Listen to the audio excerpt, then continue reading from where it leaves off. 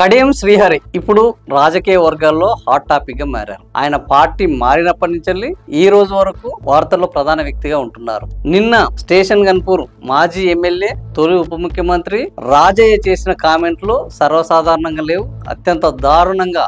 ఇంకా కడియం శ్రీహరి గురించి చెప్పకూడని అంశాలు నిన్న రాజయ్య ఓపెన్ టాక్ మాట్లాడడం జరిగింది. దానికి సంబంధించి కాంగ్రెస్ వాళ్ళు కూడా అంతే స్థాయిలో రాజయ్య యొక్క దిష్టి బొమ్మలను దగ్ధం చేశారు.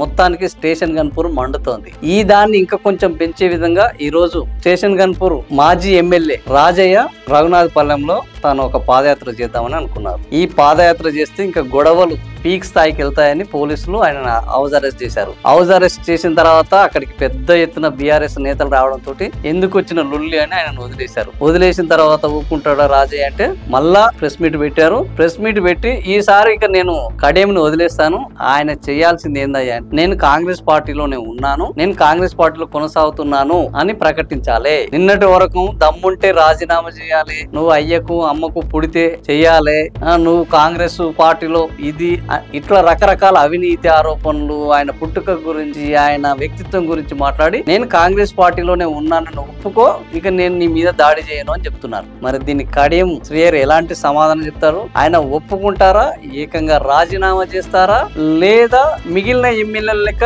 నేను కూడా బీఆర్ఎస్ లను కొనసాగుతున్నాను అని తప్పించుకునే ప్రయత్నం చేస్తారా? ఇవన్నీ త్వరలో తేలబోతున్నాయి. ఈ వీడియో మీకు నచ్చితే లైక్ చేయండి, షేర్ చేయండి, సబ్స్క్రైబ్ చేయండి. Thank you for watching.